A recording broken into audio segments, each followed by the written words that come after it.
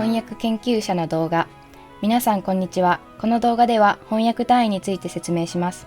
早速ですが、翻訳単位という言葉の意味について説明する前に、まずは例文をご覧ください。こちらの2つの例文を日本語に翻訳するとどうなるでしょうか。1つ目、President Trump's brother passed away in 2020。2020年にトランプ大統領の兄が亡くなった。2つ目、He has a black eye。彼の瞳は黒い。実はどちらも正しい翻訳とは言えません。正しい翻訳は、2020年にトランプ大統領の弟が亡くなった。彼は目の周りにあざができているです。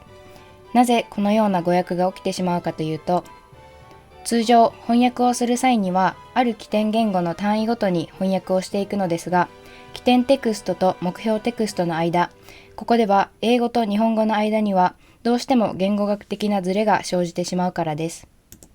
このズレは言語学的最小単位、すなわち翻訳単位ごとにいくつかの種類に分けられ、一番小さな単位が単語レベル、そして単語以上レベル、文法レベル、テクストレベル、語用レベル、談話レベルと徐々に単位が大きくなっていきます。こちらの図だけで理解するのは難しいと思うので、この動画では単語レベルから文法レベルまでの3つに関して先ほどの例文の解説なども交えて説明していきます。まずは単語レベルに関してです。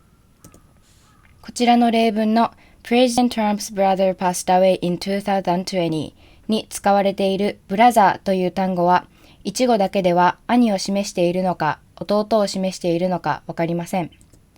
したがって日本語では兄と訳したのですが、BBC ニュースによると2020年に亡くなったのはトランプ大統領の弟だということがわかるので、ここでは弟と訳さなければ誤訳となります。次に単語以上レベルです。これはイディオムやコロケーションなどの単位のことです。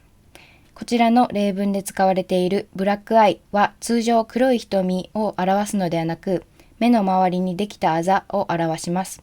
そのため、ここではブラックアイをそのまま日本語に訳すのではなく、イディオムとして意味を捉え訳出する必要があります。最後に文法レベルです。英語には現在完了や複数形、無生物主語など日本語にはない文法が存在するため、そのまま直訳すると不自然な日本語になったり誤訳してしまうことがよくあります。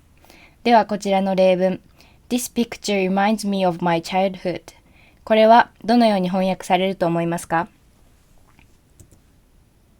この写真は私に幼少期を思い出させると訳した方もいるかもしれませんが、ここではこの写真を見ると幼少期を思い出すと訳した方が自然な日本語になりますよね。